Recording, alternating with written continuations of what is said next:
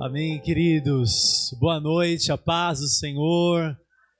É verdade que o bispo falou, nós somos grandes amigos, nos falamos sempre que podemos. E o prazer é todo meu de estar aqui hoje compartilhando a palavra de Deus com vocês, trazendo aqui um pouco da luz das Escrituras para que sejamos alimentados hoje pelo Senhor.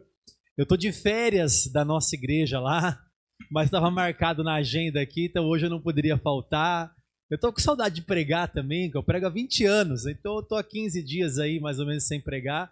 Alguns intrusos vieram aí da nossa igreja e ficaram sabendo que ia estar aqui. Mas você vai pregar, você não está de férias? Estou de férias daqui, mas não estou de férias do Senhor, né?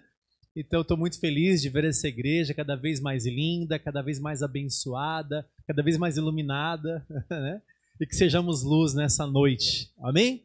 Abra comigo a sua Bíblia, por favor, no livro de Atos dos Apóstolos, no capítulo 9.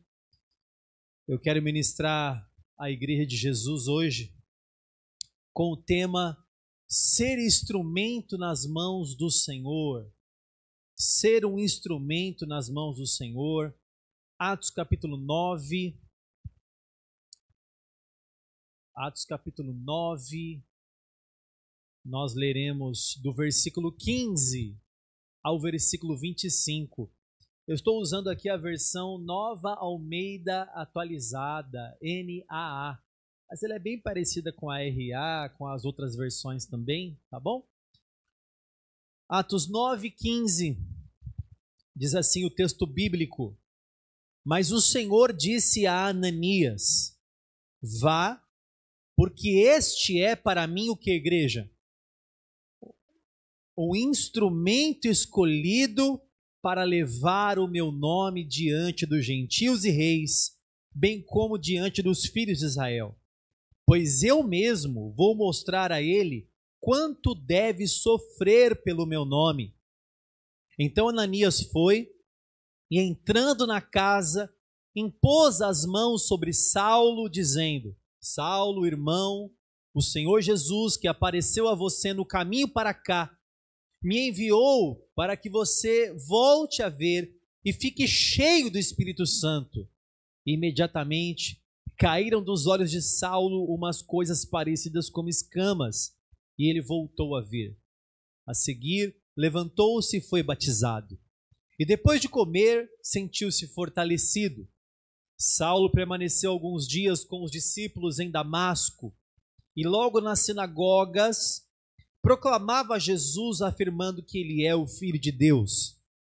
Todos os que ouviam Saulo estavam atônitos e diziam: Não é este o que exterminava em Jerusalém os que invocam o nome de Jesus?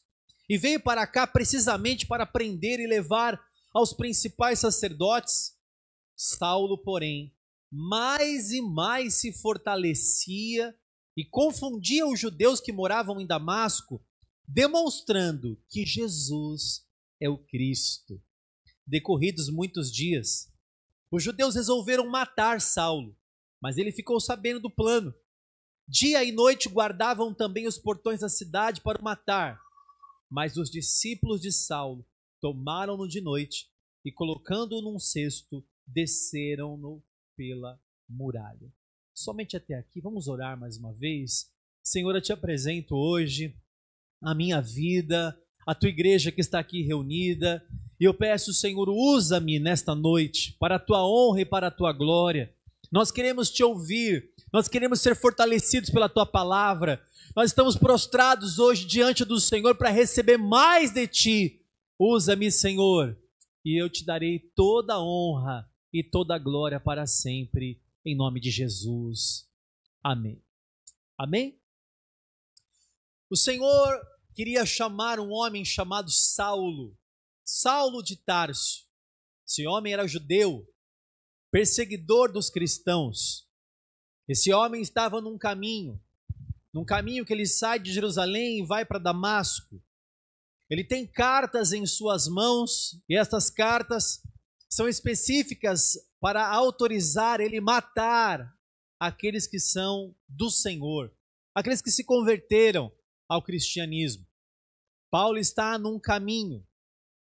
E nesse caminho, de Jerusalém a Damasco, 217 quilômetros. A pé, uma viagem de 6 a 7 dias. No meio do caminho, algo extraordinário acontece na vida dele. Uma luz o ilumina. Uma luz tão forte, irmãos, tão forte ilumina, que ele cai por terra. E ele pergunta, por meio daquela luz, para o meio daquela luz, ele diz: quem és tu, Senhor? E daquela luz sai uma voz que diz: eu sou Jesus, a quem tu persegues. Naquela hora, Paulo fica cego dos seus olhos da carne, mas os seus olhos espirituais são abertos. Uma luz o ilumina ali, irmãos. Uma luz tão forte que o transformou completamente. Paulo é escolhido pelo Senhor. Ele sai daquela experiência e ele vai para a casa de Judas e ele está ali cego, sem ver. Deus visita Ananias. Agora é o texto que nós lemos. E fala para Ananias: Ananias, vá até aquela casa, rua direita, a casa de Judas. Há um homem que está ali orando. Este é para mim um instrumento escolhido. Foi a frase que Deus usou para enviar Ananias até onde Saulo estava, para que Ananias orasse por ele, para que ele recuperasse a vista. Este é para mim um instrumento escolhido. Irmãos, quando Deus nos chama como instrumentos. Instrumento, segundo o dicionário, é uma peça cuja finalidade é executar um trabalho. Existem vários tipos de instrumentos. Existem instrumentos do médico. O médico, quando vai operar, ele usa alguns instrumentos para operar. Existem alguns instrumentos que você usa para trabalhar, por exemplo, uma furadeira, uma lixadeira, uma chave de fenda. Existem instrumentos musicais cuja finalidade é produzir notas musicais, no nosso caso aqui, adoração ao nosso Deus. Os instrumentos, então, são peças que têm uma finalidade de executar um trabalho. E você deve ter na sua casa algum instrumento. Talvez algum instrumento que você não utiliza muito. Vou falar com as mulheres aqui. Você passou numa loja de 1,99, achou um negocinho lá que você viu para descascar alguma coisa, e você falou: eu vou usar isso aqui. E aí você comprou aquele instrumento, aquela peça, mas ele está na sua gaveta, geralmente na segunda, na terceira. Revelação, você percebeu que eu sou profeta já, né, irmão? De repente na sua segunda, por que na segunda, na terceira, às vezes na quarta gaveta? Porque você não utiliza muito. Talvez você é o doido das ferramentas. Para falar com os homens. O teu shopping é a obra Max. Você gosta de passar por ali, você não consegue ver. Eu acho que eu vou usar essa chavinha. Aí você compra aquilo. Mas ele está engavetado, talvez está no quartinho. Talvez está no quartinho. Aliás, todo homem tem um vidro de maionese na sua casa cheio de parafusos. Porque ele diz: uma hora eu vou usar. Mas está lá guardado. Talvez você comprou um instrumento musical e disse: agora eu vou aprender um violão, uma guitarra, um saxofone, uma gaita, porque você achou bonito a gaita. Você falou: eu vou comprar uma gaita porque eu vou tocar a gaita. Mas você tentou, assoprou 2, 3 vezes e guardou aquela gaita. E talvez aquele instrumento está enferrujando na sua gaveta, no seu quartinho, na sua estante, no seu guarda-roupa. Aquele instrumento está parado, sem uso, quebrado, enferrujado, sem utilidade, desafinado. Pois é, irmãos, eu fiz essa analogia para que você entenda que assim como Deus chamou Paulo para ser um instrumento nas mãos dele, nós não podemos ser esse instrumento engavetado, esse instrumento enferrujado, esse instrumento que está no quartinho trancado. Nós não podemos ser esse instrumento desafinado, sujo, colocado de canto. Quando Deus nos chama como instrumentos. Deus nos chama para um trabalho, para um propósito. Sabe que o Senhor continua chamando pessoas ainda. E Deus não chama ninguém sem propósitos. Deus não chama ninguém para não fazer nada. Como se eu falasse assim, pastora Érica, por favor, venha aqui. Aí a pastora Érica vem, aí ela diz, pois não, bispo. Eu digo, não, só te chamei. Não, mas acho que você me chamou por alguma coisa, porque ninguém chama para nada. Não, mas eu sou diferente, eu quero te chamar só para estar aqui. Não, não existe. Porque todo chamado, por trás do chamado, está envolvido um propósito, um plano de Deus. Portanto, se você está aqui, meu irmão, você não está sendo chamado para estar num quartinho, para estar engavetado, para não fazer nada. Se o Senhor te chamou, quem acha que Deus te chamou aqui? Diga amém. João 15,16, não foi vós que escolhestes a mim, mas fui eu que escolhi a vós outros e vos designei para que vades e deis fruto. Foi o Senhor que te escolheu, foi o Senhor que te chamou.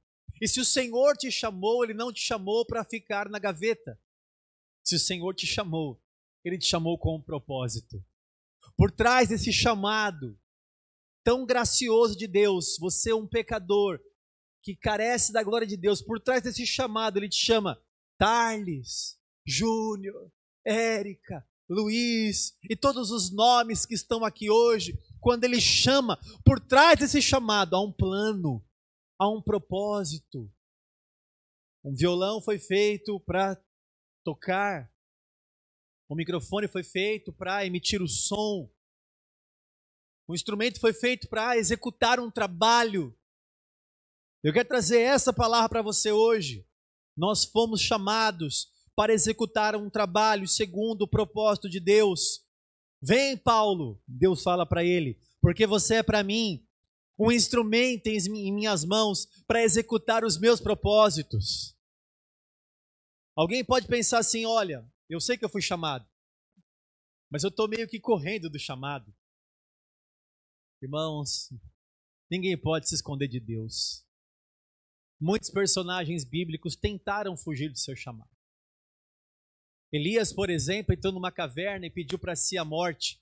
Deus o visitou ali e falou, Elias, você tem muita coisa para realizar. Você vai ungir pessoas, tem muita obra para você fazer, não acabou ainda o seu trabalho aqui. Deus chamou Moisés na sarça, mas chegou um dia que Moisés disse em Êxodo 4:13, não envia a mim, por favor, envia outro. Ele diz o contrário do que Isaías fala. Ele fala, envia outro. Tem muita gente assim, Senhor, eis-me aqui, envia meu irmão. Jeremias disse, eu não passo de uma criança. Isaías falou, eu tenho lábios impuros. Jonas foi chamado por Deus para um propósito e fugiu para Tarsis.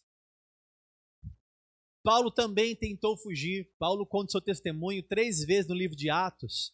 Acontece o testemunho dele de conversão em Atos 9, depois 16, depois capítulo 22. E ele fala no capítulo 22 uma frase muito difícil de se traduzir, mas que eu vou te ensinar didaticamente. Ele diz assim, dura coisa é recalcitrares contra os aguilhões. Nossa, que difícil essa palavra. Mas é o que Paulo falou. Dura coisa é recalcitrares contra os aguilhões. Aguilhão é como se fosse uma lança cuja ponta de ferro, de madeira, que tinha a finalidade de conduzir o rebanho, o animal rebelde, o boi bravo, que quer lutar, quer fugir do caminho. Então vem o seu guia, o seu dono, e com um aguilhão ele fere, ele fura o animal, para que o animal volte ao caminho. É isso que Paulo está falando. Dura coisa é você dar murro em ponta de faca. Dura coisa é você remar contra a maré. Dura coisa é você dar coice nos aguilhões de Deus. É como se nós, as ovelhas do Senhor, o rebanho do Senhor, o seu povo, quando quiséssemos fugir do caminho e do chamado, ele vem com o aguilhão e te coloca de novo no caminho. Meu irmão, é por isso que você está aqui. Porque o Senhor vai te colocando no caminho. Quando você pensa em fugir, ninguém consegue fugir das mãos do Senhor. E Ele te encontra, Ele fala com você, e você se sente incomodado. Como as irmãs que fizeram aqui agora a última peça. Você está, de repente, aquele que pisou no Santo dos Santos, de repente, ele percebe que ele está longe do chamado, ele fala, não dá certo. Não dá certo. Eu preciso voltar à missão que Deus me deu. Então hoje, eu quero te ensinar como ser um instrumento nas mãos de Deus. Primeiro, como ser um instrumento nas mãos de Deus, você precisa ter um encontro com Jesus. Não dá para você ser um instrumento nas mãos do Senhor sem ter um encontro com Jesus. É verdade que Deus usa quem Ele quer. Deus usa até o ímpio se Ele quiser. Deus usou o rei Ciro, que era rei da Pérsia, não conhecia o Senhor, mas Deus o usou. Deus usou até uma mula, não tem relacionamento nenhum com o próprio Deus, mas Deus o usou para o seu propósito. É verdade que Deus usa quem Ele quer, até Faraó Deus usou mexendo no coração dele, amolecia o coração de Faraó, endurecia o coração de Faraó, amolecia o coração de Faraó, endurecia o coração de Faraó. Deus faz o que Ele quer, porque Ele é soberano. Ele faz o que Ele quer. Ele usa quem Ele quer. Mas uma coisa é você ser usado por Deus pela sua soberania. Quando Deus fala, eu vou te usar e eu estou fazendo isso, ainda que você não queira, eu vou lá e mexo com o seu coração, porque Deus pode fazer isso, e te uso. Uma coisa é você ser usado pela determinação de Deus, pela soberania de Deus. Outra coisa é você ter prazer em ser usado pelo Senhor. Ser um instrumento nas mãos de Deus. Desejar estar aqui. Eu estava lendo a camiseta da pastora Érica, eu amo minha igreja. Quando a igreja não é um fardo, quando o púlpito não é pesado, quando o chamado de Deus, por mais que tenha mazelas e problemas que vêm junto com as regalias que também nos dá o chamado, quando você está servindo a Deus com prazer, você é um instrumento nas mãos de Deus, você alcança resultados incríveis e inimagináveis. Irmão, ser um instrumento nas mãos do Senhor é quando você se deixa ser usado por Ele completamente. Paulo, ele nasceu num ambiente religioso. Paulo fala que era fariseu dos fariseus, circuncidado ao 8º dia, da tribo de Benjamim, no Sinédrio, um alto escalão no Sinédrio. Ele, segundo a lei, era fariseu, um religioso rigoroso, altamente capacitado, eloquente, poderoso em palavras, formado aos pés de Gamaliel, tinha a faca e o queijo na mão, como diz na gíria. Paulo, ele tinha tudo, mas lhe faltava uma coisa. Faltava para Paulo um encontro com Jesus. Para você ser um instrumento nas mãos de Deus, totalmente capacitado por Ele, não basta você ter uma teologia ilibada, não basta você ter sido formado aos pés de Gamaliel, não basta você ser rigoroso nas regras e nas coisas que a igreja faz. Para ser um instrumento nas mãos do Senhor, é necessário um encontro com Jesus Cristo, um encontro real com o Senhor. Não basta uma capacidade intelectual, uma bagagem religiosa, um ambiente cultural. É necessário um encontro verdadeiro com o Senhor, porque é Ele que vai te afinar, é Ele que vai te conduzir, é Ele que vai falar com você.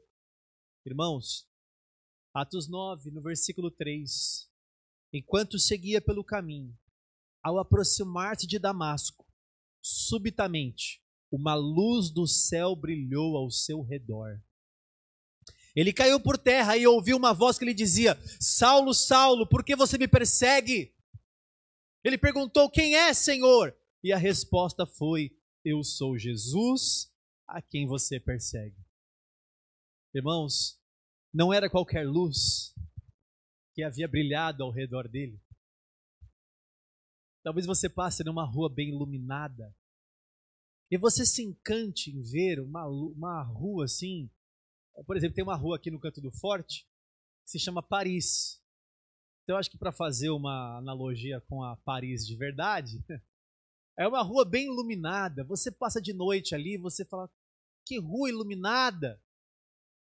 Mas quando nasce o dia, irmãos, e vem a luz do sol, aquelas luzes são apenas LEDzinhos insignificantes.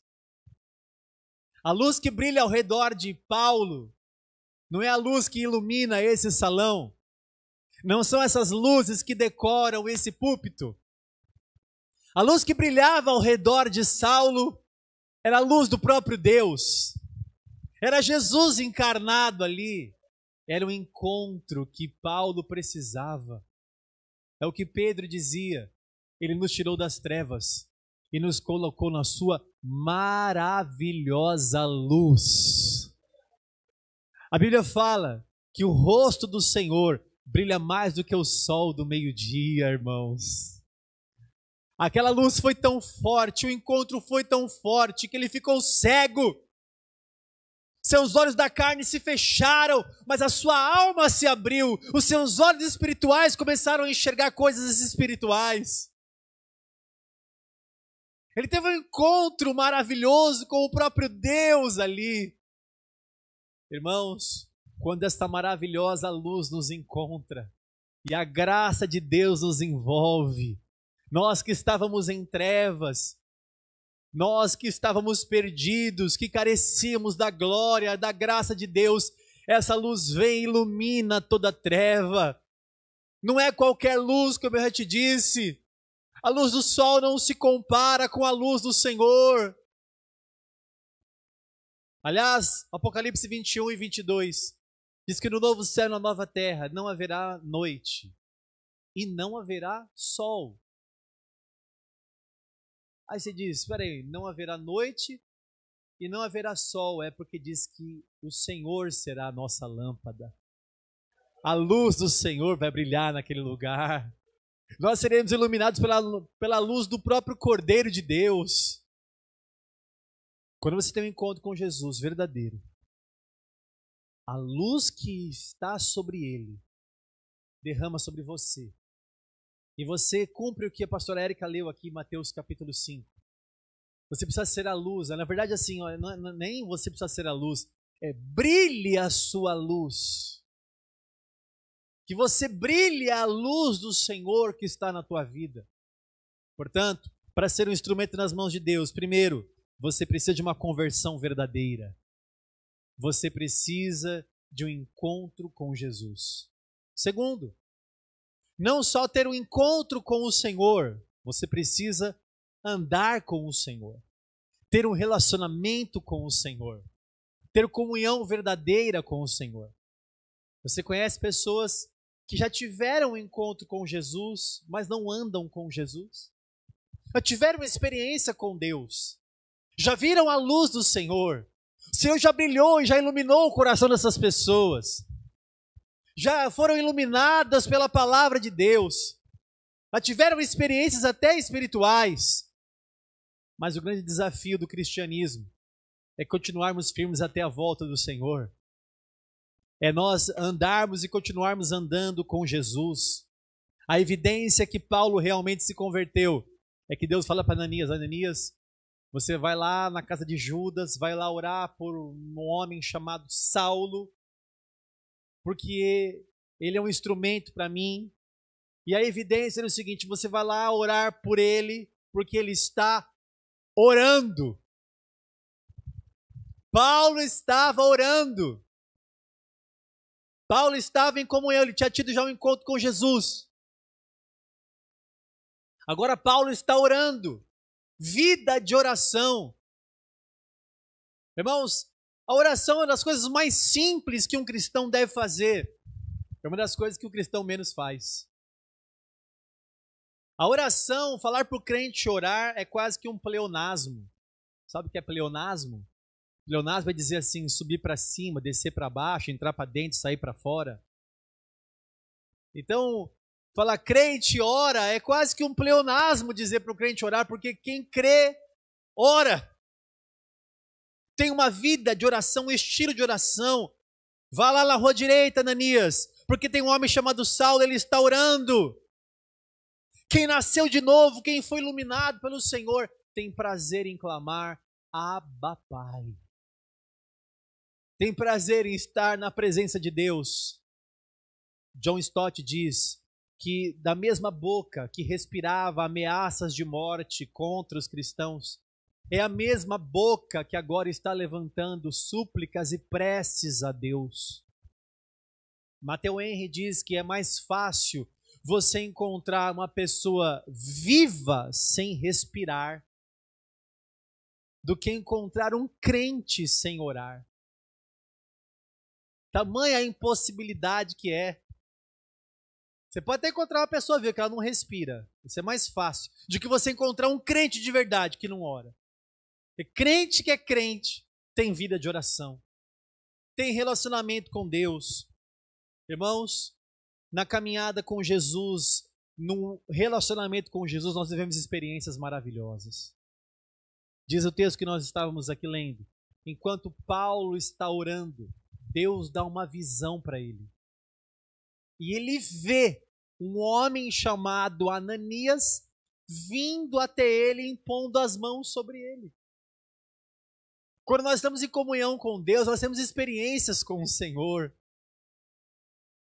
Uma pessoa que quer ser a luz, se esse congresso tem a intenção de despertar a igreja que está dormindo, de iluminar e arder o nosso coração para a missão, para a paixão pelas vidas, pela obra de Deus, para ser um instrumento nas mãos de Deus, eu preciso ter um encontro com Jesus. Se você está aqui, provavelmente você já teve.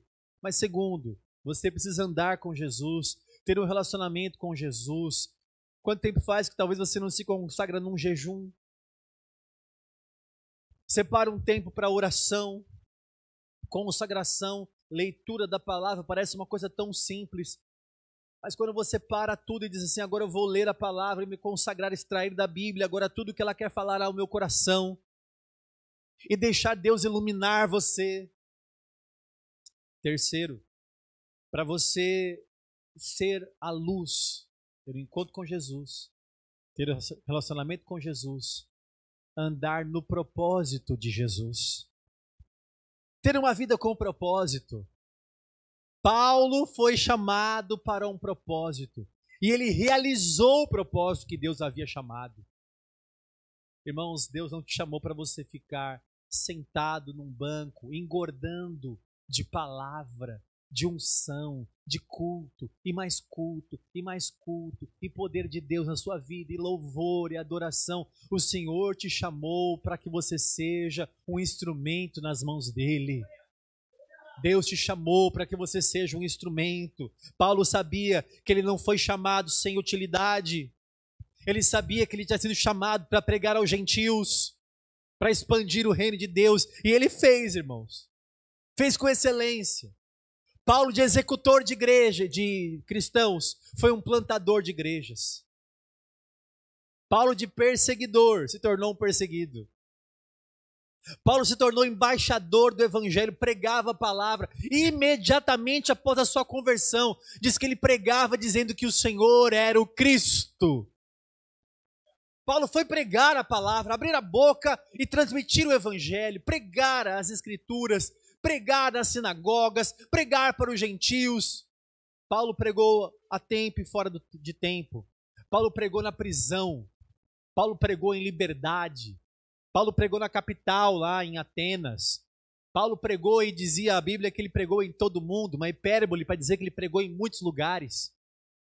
Irmãos, aonde Paulo chegava, os corações eram impactados. Ele mesmo disse que eu não preguei com palavras de vã sabedoria, mas eu preguei com demonstração de espírito e poder. Paulo era um instrumento nas mãos de Deus. Irmãos, eu sou pastor há 20 anos. Chega uma hora na nossa vida que a gente não quer mais ficar pregando blá, blá, blá. Esses dias eu estava revoltado com Deus. Acontece de vez em quando. Porque eu estava na minha sala, no meu quarto, há horas preparando um sermão. Horas. Desde a manhã, já estava quase anoitecendo, eu estava preparando o sermão. Eu disse para Deus, Senhor, quando eu fui levantado como pastor há 20 anos, eu preparava tão rapidinho. Era 10, 15 minutos, eu preparava o sermão. Agora, eu demoro horas para preparar. O que está acontecendo? Eu estou retrocedendo. Deus falava no meu coração, é porque agora você quer mais profundo. Você pregava uma coisa muito rasa. Você estava, muita coisa, é tão blá, blá, blá, que por isso que era rápido. Para você cavar e pegar as pepitas que estão lá, você tem que cavar mais fundo das escrituras. É por isso que você demora. Aquilo foi confortando meu coração. Então chega momentos, irmãos, que eu quero pregar a palavra. Eu tenho orado a Deus constantemente sobre isso. Para que eu não seja um pregador motivacional. Eu não quero levantar só motivação aqui. Eu quero ser um pregador do Evangelho. Um ministro do Senhor. E que a palavra que saia da minha boca, que provém das Escrituras, um sermão bíblico honesto, cheio do poder e do Espírito Santo, que tenha o poder de transformar os ouvintes, para que eles sejam executores da palavra e não somente ouvintes. A minha oração, já há muitos anos, é que eu pregue palavras que transformem pessoas em instrumento nas mãos de Deus. Pessoas que saiam daqui, o meu desejo hoje, irmão, é que eu não tenha vindo para cá. Poderia ser qualquer pregador aqui, mas que a palavra que sai da minha boca hoje não caia numa terra onde não vai produzir frutos, vai cair à beira do caminho, mas que caia num solo fértil e produza muito fruto na sua vida. E você seja um instrumento nas mãos de Deus. Você seja como Paulo, talvez você estava como um perseguidor da igreja. Talvez você é aquele que falava mal de crente. Quem aqui falava mal de crente? Confessa seu pecado aí, levanta a mão. Aí era você. Você era o Saulo. Você era o Saulo. E aí o Senhor te escolheu, porque você é um instrumento escolhido nas mãos de Deus. Aleluia. Paulo foi o maior evangelista, o maior missionário, o maior teólogo, o maior pastor, o maior escritor do Novo Testamento, plantador de igrejas. Não só plantou, mas pastoreou, mandou cartas. O cara cuidava mesmo. Irmãos, Paulo entendeu a dimensão do seu chamado. Paulo entendeu que ele havia sido chamado para uma missão. A pastora Vanessa, minha esposa, e eu assistimos alguns vídeos assim na internet sobre motorhome. Tem alguns canais que mostram pessoas que estão viajando o mundo, né? Uma está lá no Equador, outra está lá no Canadá. E aí é legal ver assim, né, lugares diferentes, culturas diferentes. Aí a gente fica vendo comida, tem um que tá lá na Índia, lá comendo um monte de coisa estranha. Tem os que vão lá para a África. Nosso amigo Luiz Correia aqui. Então, a gente fica vendo isso. E aí tem uma hora que dá vontade, fala, poxa, vamos pegar um motorhome. E aí a minha filha mais nova falou assim, pai, vamos fazer isso? Aí a gente vende tudo aqui, pega o motorhome e vai. Eu disse para ela, filha, nunca vou fazer isso na minha vida. Ela disse, por quê? Você não gosta de motorhome? Eu falei, não. Porque tem uma missão na minha vida. Porque eu fui chamado com um propósito. Posso até passar umas férias um dia aí no motorhome, ou no hotel, algum lugar, uma viagem. Mas eu não posso abandonar a missão. Porque é o propósito para o qual eu fui chamado. Eu sei, meu irmão, que Deus me chamou para pregar a palavra.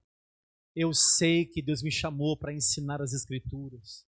Eu sei que Deus me escolheu quando nem tinha ainda uma forma no ventre da minha mãe. E parece que disse, esse aí eu escolhi como instrumento em minhas mãos. Irmãos, não há prazer maior do que ser usado pelo Senhor. Para finalizar aqui o meu sermão, junto com o chamado, para você ser um instrumento de Deus, você precisa ter um encontro com Jesus, andar com Jesus, andar nos seus propósitos e fazer a última coisa que foi feito aqui na peça, com aquela caixa que colocaram aqui escrito renúncia. Junto com o chamado vem uma renúncia muito grande. Junto com o chamado de Deus, eu preciso entender o tamanho da renúncia. Olha só, preste bem atenção, como é que Deus chama Saulo. Ananias, vá até lá orar por ele, porque ele é para mim instrumento escolhido. Próximo versículo, Deus fala assim: ele vai saber o quanto importa sofrer pelo meu nome. É interessante que eu preguei até agora e você dá glória a Deus. Deus te escolheu, você é um instrumento nas mãos de Deus. Aleluia, glória a Deus. E ele vai saber o quanto importa sofrer pelo meu nome. Meu Deus.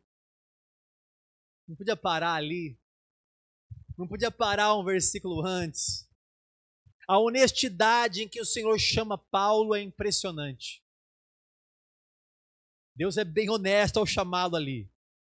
Ele não fala que encheria Paulo de bens, de riquezas, que agora a vida dele seria uma bonança, cheia de paz, de tranquilidade. Muito pelo contrário. Você vai ser um instrumento e a renúncia que você vai ter que fazer para ser um instrumento vai ser gigantesca. O quanto você está disposto a renunciar pelo Senhor. Versículo 16 diz assim: pois eu mesmo vou mostrar a ele quanto deve sofrer pelo meu nome. Deus está falando, eu vou mostrar para ele o quanto ele deve sofrer pelo meu nome. Se você fosse chamado por Deus exatamente com essas palavras, você aceitaria o chamado de Deus? Junto com o chamado, irmão, vem a renúncia. Você conseguir abrir mão. Você conseguir passar pelas dificuldades. E olha, as dificuldades de Paulo não é nossa dificuldade não, né? Ah, não vou mais para a igreja. Por quê? Porque o irmão sentou no meu lugar. Não vou mais porque era para eu dançar e a irmã que dançou. Porque era para eu cantar e a outra que cantou.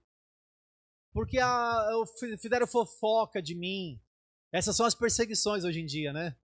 Não, porque o meu irmão lá olhou meio feio. Porque o pastor não me cumprimentou. Ai, nossa, que perseguição terrível. Sai dessa igreja. Mas as perseguições de Paulo não foram bem assim, não. Eu fiz só um resuminho aqui para você. Preste bem atenção. Depois da conversão de Paulo, Paulo enfrentou muitas perseguições. Ele foi perseguido em Damasco, descido lá pelo cesto, rejeitado em Jerusalém, esquecido em Tarso, 14 anos esquecido lá em Tarso, sem ninguém visitar.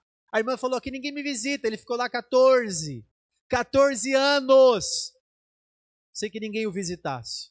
Apedrejado em Listra, preso e açoitado em Filipos, foi preso. E à meia-noite, ele e Silas cantavam na prisão. Adoravam a Deus. Sei até qual é o louvor que eles cantavam. És fiel em todo tempo. Brincadeira, isso é heresia. Escorraçado de Tessalônica, de Bereia. Chamaram de tagarela em Atenas. De impostor em Corinto. Enfrentou feras em Éfeso. Foi preso em Jerusalém, acusado em Cesareia, enfrentou naufrágios no caminho de Roma. No caminho ainda do naufrágio foi para uma ilha chamada Malta, uma víbora ainda pega na mão dele, ainda pica ele, uma cobra. Que adianta servir a Deus? Chega em Roma, é preso e mais tarde é decapitado por uma guilhotina romana. Ele dá literalmente a sua cabeça pelo evangelho. E aí a gente começa a perguntar o quanto de renúncia nós conseguimos fazer para o nosso Deus. O quanto somos capazes de renunciar. E se o Senhor te chamar hoje e dizer assim, quero que você vá pregar em Miami, você vai? E lá no Congo, se o Senhor te enviar para você abandonar os seus confortos, sua casa, nem posso falar muito de casa, né? Eu abandonei minha casa, literalmente. O legal não foi eu abandonar, eu estava meio que preparado, acho que um dia Deus ia me chamar a fazer isso. Mas foi engraçado minha esposa. Resumindo aqui, não vou contar o testemunho, que é um pouco longo. Mas nossa igreja está há 6 anos no mesmo lugar. Quem conhece a nossa igreja sabe que está bem cheio lá, não cabe. Não cabe mais. A gente faz 2 cultos no domingo, não cabe mais uma cadeira, uma pessoa.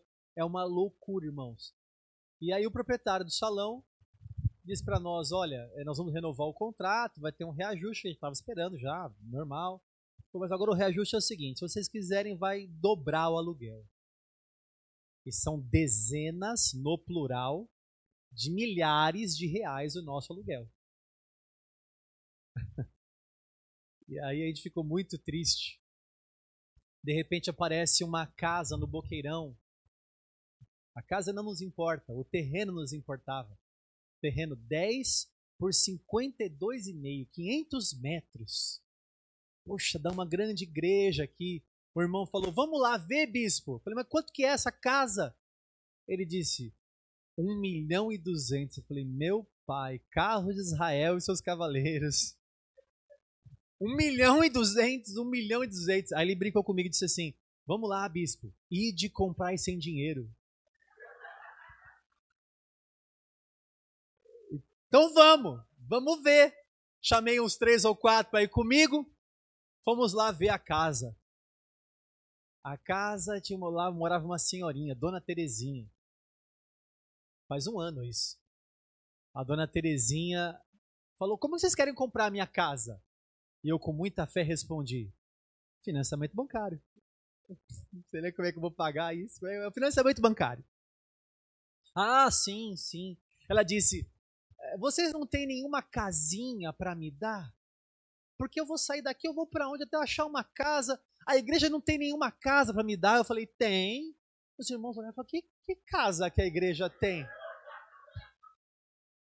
Casa? Tem uma casa bolão, Tupi. Ah, é uma casa muito legal. Ah, então eu quero ver essa casa. Eu falei, calma que eu preciso dar uma arrumadinha lá. Tem uma pessoa que mora lá. Eu falei, eu vou ligar para a proprietária e já te retorno. Eu falei, tá bom. Peguei meu telefone, abri uma videochamada, liguei para uma pessoa chamada Pastora Vanessa, minha esposa. Oi, amor, tudo bem? Tudo bem. Como é que estão as dores? Minha esposa está sofrendo com hernia de disco. Ah, tá aqui, tá com dor, mas tá tudo bem e tal. Do jeito que eu vou falar agora foi como eu falei para ela, tá? Do jeito que eu vou falar agora. Disse assim, amor, encontramos uma casa aqui para comprar para a igreja. Você topa dar a nossa casa como entrada e morar de aluguel? Ela me respondeu em 2 segundos depois que eu falei. Top. Você quer dar o carro também? Eu falei.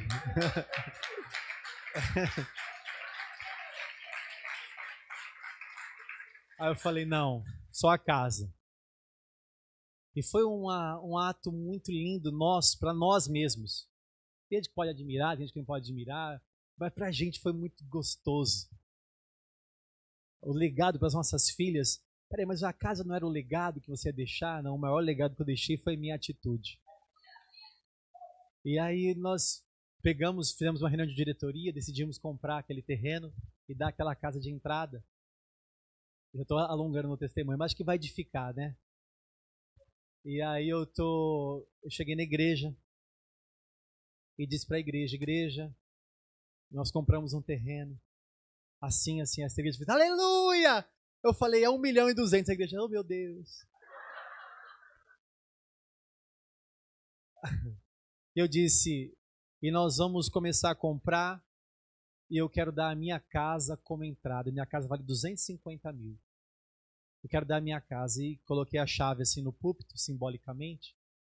E falei, a minha casa hoje está dada como oferta para a igreja. Minha única casa. Eu moro lá. Eu quero dar como oferta para a igreja para que nós construamos um templo ali. A igreja começou a chorar, se alegrar demais. Foi no dia de Pentecostes. Eu nem sabia, não foi programado. Mas foi uma reunião no dia de Pentecostes. O bispo Denis estava lá, pegou o microfone na mão. O bispo Denis é nosso bispo lá em São Paulo. Ele falou: Tarles, eu não tenho uma casa para dar, senão eu daria também. Todo mundo emocionado. Falou: eu não tenho minha casa, mas eu tenho meu carro. Eu vou dar o meu carro. E deu o carro com Focus. Falou: vamos construir essa igreja aí. Um outro pastor pegou o microfone, falou: acabei de falar com a minha esposa. Nós vamos ajudar também.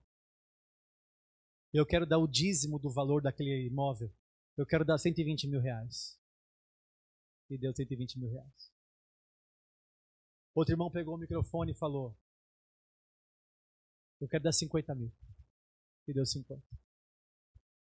Outro irmão pegou o microfone, um pastor, senhorzinho, falou: eu quero dar 20 mil. E deu 20 mil. Uma irmã falou: eu tenho uma carta de crédito parada, 35 mil. E eu vou dar. Vem uma irmã, falou: acabei de ligar para o meu marido, ele está trabalhando. É meu único carro. Um Classic, um Corsa Classic. E eu quero dar o meu carro para a obra. Vamos fazer. Eu não pedi R$1, irmão. Aquele dia, eu dei minha casa, sentei e chorei. Fiquei chorando 3 horas ali. De repente começou a formar uma fila para as pessoas pegarem o microfone. Um outro irmão falou: eu vou dar 10 mil. Outro falou: eu vou dar 7. Outro falou: eu vou dar 3. Outro irmão veio, esvaziou o bolso, colocou as coisas que tinha no bolso assim no púlpito. Uma irmãzinha veio para acabar de quebrar com a gente. Falou: olha, a minha irmã morreu há 16 anos. A irmã dessa menina morreu de forma muito cruel. Ela foi esquartejada e colocada numa caçamba. E essa moça, porque morreu, deixou uma herança para a irmã. Ela disse: minha irmã me deixou um valor e até hoje eu não sabia para que eu ia usar esse valor. Eu não usei R$1 desse valor em 16 anos. Mas agora eu sei para que eu guardei esse valor.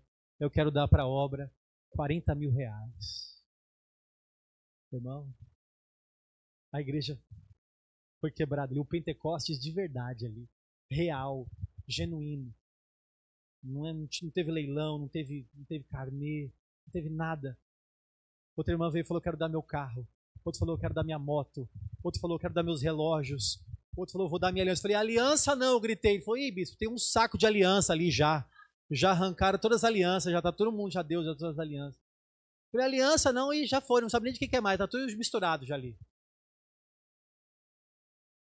O outro falou: eu vou dar um carro. Um casal de jovens falou, foi orar, no outro dia deram o HB20.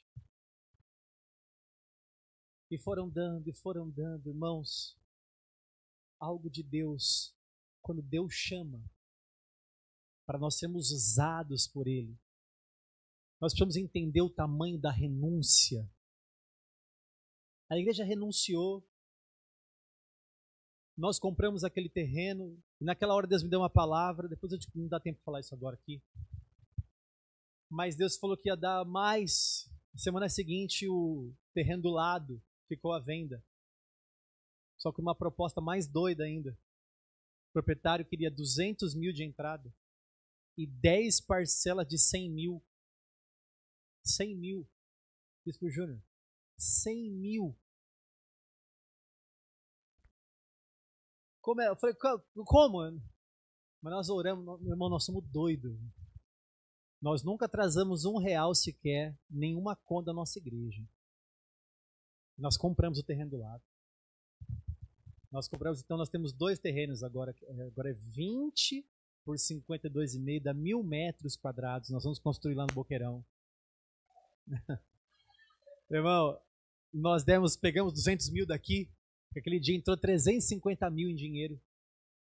Nós pegamos 200 mil daqui, jogamos para lá, demos uma entrada. Pegamos um carro que valia 25, fizemos uma rifa. Fizemos ele valer 50. Vamos vender rifa de carro, faz festa das nações e faz tudo que você puder imaginar. Começa a pagar, pagamos a primeira de 100 mil, pagamos a segunda de 100 mil. Porque assim, não é só 100 mil. Pagando 100 mil do terreno 2. Fizemos o financiamento do terreno 1, 23.700. pagando aluguel de onde nós estamos, mais de 20 mil reais. Aí você fala que ele tem muitos empresários, né? Tudo sem casa, sem carro agora, que deram tudo. Tudo de ônibus. 17 samambaia passando na frente da igreja. Os irmãos da igreja. Irmão, nós pagamos a terceira, pagamos a quarta, pagamos a quinta, pagamos a sexta, pagamos a sétima, pagamos a oitava, pagamos a nona, pagamos a 10ª parcela. Porque também foi 1.200.000 do lado. E nós já compramos os 2 terrenos, agora preciso de comprar mais uma casa para dar-la de novo para poder construir, né? Eu quis contar esse testemunho, não sei se eu queria contar esse testemunho, não estava no script esse testemunho, mas eu imagino que tenha edificado você. E quando você é chamado para ser luz, ser um instrumento nas mãos de Deus, você entender o tamanho da renúncia. E é por isso que Paulo fala, não vivo mais eu, mas Cristo vive em mim. Paulo dizia assim, quanto ao mais, ninguém me moleste, porque eu trago no corpo as marcas de Jesus. Quando acabou a vida dele, ele sabia que ele ia ser entregue por libação, ele dizia, o Senhor é reto juiz, separou uma coroa para mim. Ele dizia, combati o bom combate, completei a carreira e guardei a fé.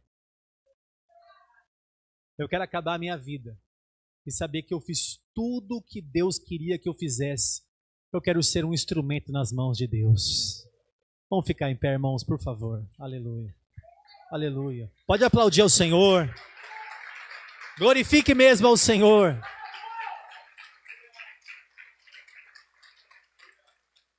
Aleluia. Feche os teus olhos, queridos. Na liberdade que me deram aqui, eu quero orar com vocês. Porque ao teu encontro com Jesus, você foi iluminado por uma maravilhosa luz. Você tem um relacionamento com Ele. E você precisa andar segundo o propósito para o qual Ele te chamou. O Senhor te chamou como um propósito. O Senhor te chamou com um propósito. E Ele mesmo vai te capacitar. Ele mesmo vai te envolver. Ele mesmo vai te encher nesta noite. Então abre o teu coração agora para o Senhor, irmãos. Essa palavra não pode cair numa terra cheia de pedras, num terreno cheio de espinhos. Essa palavra tem que cair num terreno fértil, num solo fértil. Então se abra agora.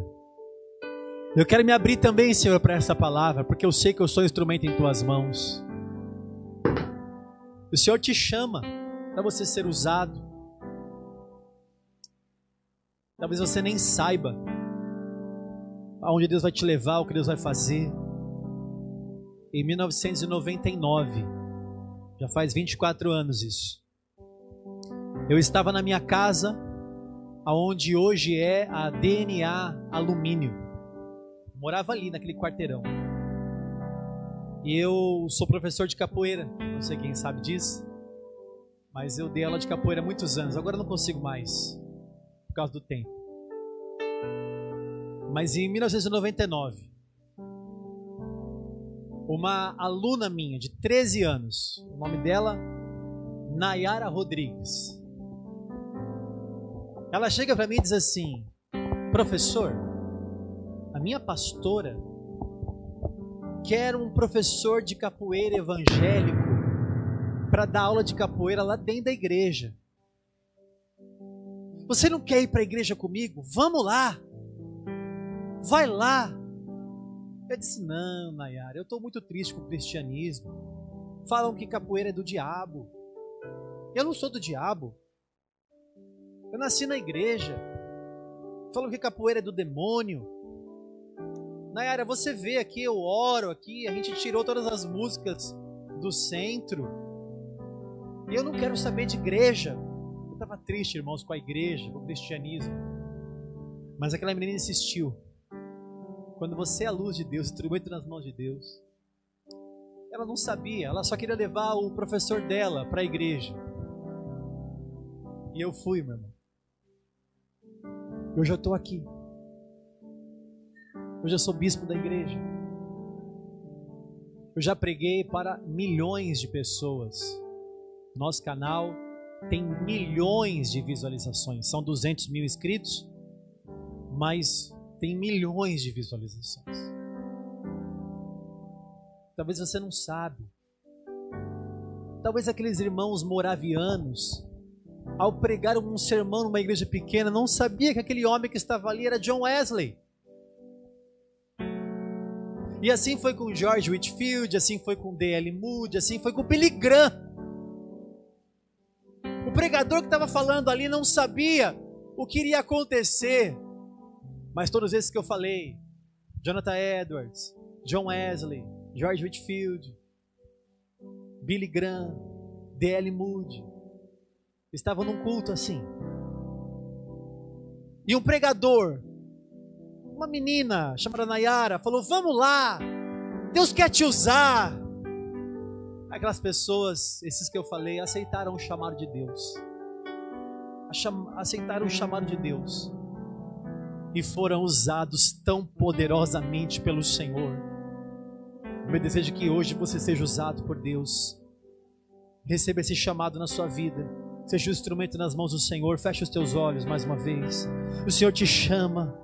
O Senhor te chamou aqui hoje. E quando Deus chama com um propósito.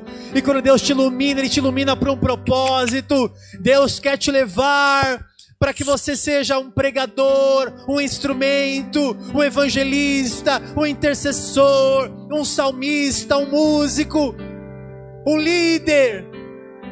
O Senhor quer te levantar. Então abra o seu coração, igreja, comece a orar. Se abra para o chamado de Deus. Diga: Senhor, eis-me aqui. Dura coisa é recalcitrares contra os aguilhões. Você não pode ser um instrumento engavetado. Você não pode ser um instrumento num quartinho enferrujado. Se abra agora, diga: Senhor, venha me usar. Usa-me, Senhor. Usa-me da maneira que o Senhor quiser. Ah, meu Deus, usa a tua igreja hoje. Vai tocando nos jovens, nas mulheres, nos homens que estão aqui, Senhor. Vai iluminando hoje a mente, o coração. Vai iluminando, Senhor, os teus filhos. Agora vem com o teu Santo Espírito, Senhor. Vai nos enchendo agora. Deus não quer só parte da sua vida, Ele quer toda a sua vida. Deus não quer só parte do seu corpo, Ele quer todo o seu corpo, todo o seu coração. Renuncie agora. Você pode renunciar para o Senhor. Renuncie agora, para que você seja luz, seja um instrumento nas mãos de Deus. Abra mão. O Senhor quer a sala do controle da sua vida. Tem muita gente que diz que deu a vida para Jesus, mas não deu a sala do controle ainda. E quando Deus pedir a sua casa, e quando Deus pedir o seu carro, e quando Deus pedir o seu conforto, e quando Ele pedir o seu tempo, e quando Ele pedir a sua honra, e quando Deus pedir a sua reputação,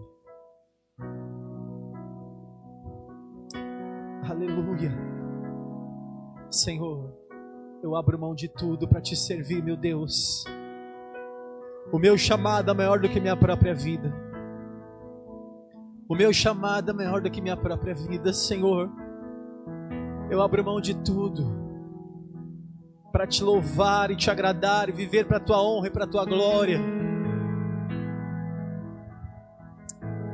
Aleluia. Eu queria fazer um chamado rápido aqui à frente. Eu não sei quanto tempo, mas eu queria fazer um chamado muito rápido aqui. Eu quero chamar você que tem certeza que o Senhor te escolheu, mas há uma barreira para você executar teu chamado. Você não está conseguindo frutificar, você não está conseguindo mais sentir, você está frio na fé, esfriou, mas você quer ser luz, você quer ser luz, você quer ser luz. Você sabe que foi chamado, mas a sua luz não está brilhando. Então eu quero te chamar aqui à frente. Vem aqui, vem à frente. Receba esse chamado de Deus. Se você sabe que é com você o que eu estou falando agora, você talvez se esfriou e você precisa se aquecer novamente no Senhor. É só vir aqui à frente, vem para o altar de Deus. A coisa mais linda que tem é quando você vem para o altar de Deus, para você receber a luz que vem dele. a luz que vem dele. Aleluia. Aleluia. Vai iluminando o Senhor. Vai iluminando o Senhor. Quando você sabe que você pode fazer, mas não está conseguindo. Você talvez é um instrumento que está parado, engavetado. Você não pode mais fugir do seu chamado. Estava fugindo do seu chamado, você precisa voltar agora ao seu chamado. Você quer voltar agora, volte agora. Quem sabe que tem que voltar, volta agora. Vem aqui para frente. Aleluia. Deus está chamando essas pessoas especificamente no coração. Eu creio, Senhor. Eu creio, Senhor. Em nome de Jesus. Aleluia.